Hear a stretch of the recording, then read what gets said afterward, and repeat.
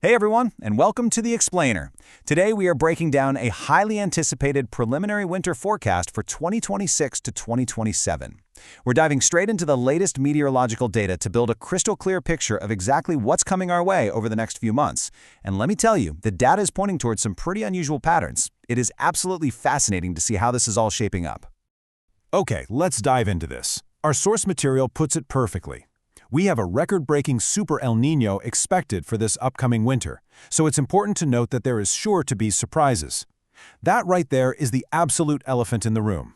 This Super El Niño is the primary catalyst, the main engine, driving literally all the unusual and extreme weather patterns we're about to explore. When the atmosphere gets energized like this, surprises aren't just possible, they are practically guaranteed. So here is our roadmap for today. First up, we'll cover the Super El Niño effect. Then we'll map out the temperature and precipitation trends. After that, we'll jump into the snowfall chance forecast. And finally, we'll break down the regional winter battle zones. All right, Section 1, the Super El Niño effect and how it's driving the winter. Now, to really understand where the snow and rain are going to fall this winter, we first have to understand the wind. What we're looking at is essentially a tale of two entirely different jet streams. Because of that Super El Niño, the northern jet stream is going to be pulling in very mild, much drier Pacific air. It's actually going to be surprisingly calm up north, with a massive drop-off in those fast-moving clipper storms you'd normally expect. But contrast that with the southern jet stream. Wow, that is where all the action is heading. It is going to be highly active, incredibly heavy with moisture, and just packed with frequent, intense storm systems moving continuously right across the lower half of the country.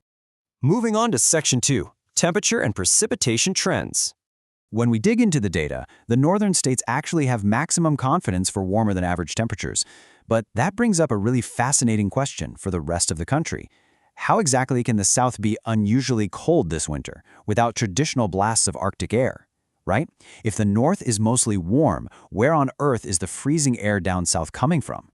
Well, the answer is a phenomenon called dynamic cooling.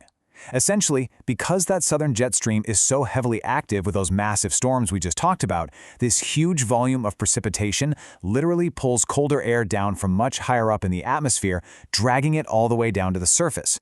So even without a direct freezing blast of Arctic air coming straight down from Canada, dynamic cooling from all that constant cloud cover and rain suppresses the temperatures down south entirely on its own. It's pretty wild.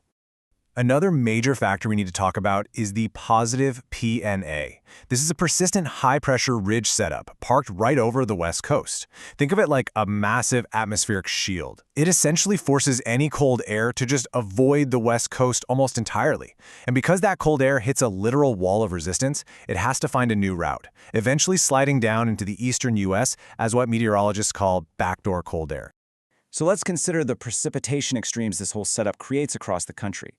Up in the northwest, the north-central region, and the upper Midwest, precipitation will be way below average, simply because there's a severe lack of those frequent clipper storms. But what about the other extreme? Well, the southwest, south-central, deep south, and east coast are going to get absolutely slammed. The highly active southern jet and frequent nor'easters are going to bring intense, continuous moisture. In fact, places like California and the Southwest are hitting a massive fifth layer of confidence for above-average precipitation. It is going to be incredibly wet for sure. All right, Section 3, the snowfall chance forecast. Let's talk odds and probabilities. This is usually the most highly anticipated part of the whole forecast, but it is super vital to remember we are forecasting chances here rather than guaranteed amounts. So the crucial point is understanding what an above-average chance actually means in the real world. Say your usual chance of seeing snow in the deep south is a microscopic 1 in 10,000. Well, an above-average forecast might mean your odds just improve to 1 in 900. It absolutely does not mean you should run out and buy a snowmobile in Miami. The chances just shift slightly higher based on those favorable atmospheric conditions. However, for the Sierra Nevada and the Southern Rockies, it is a completely different story. 9 times out of 10, moderate to strong El Niños bring an absolute boatload of snow to the Sierra Nevada. They're sitting at a massive fifth layer of confidence for well above average snowfall this year. Only about 10% of the time does this specific atmospheric setup fail to deliver a massive winter for them. So yeah, they're practically locking it in.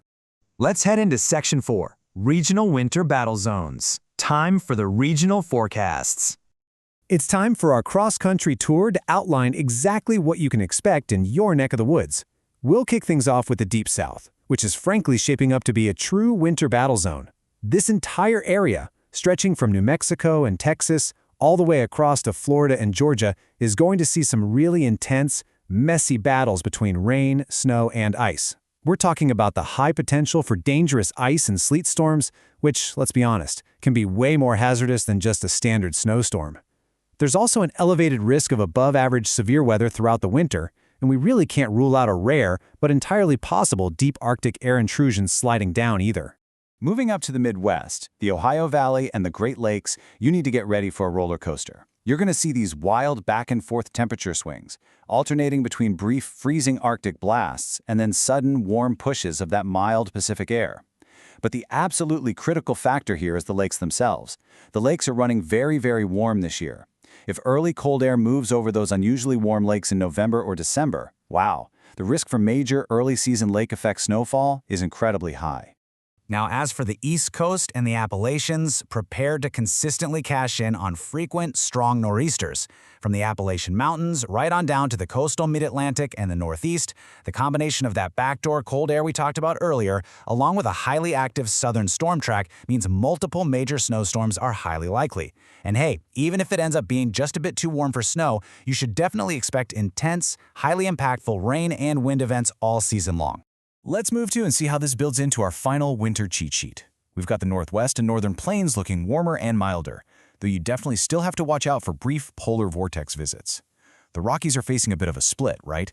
The North stays warm while the Southern Mountains get pounded by an extremely active storm track. The Southwest is looking cooler overall, with really heavy storms.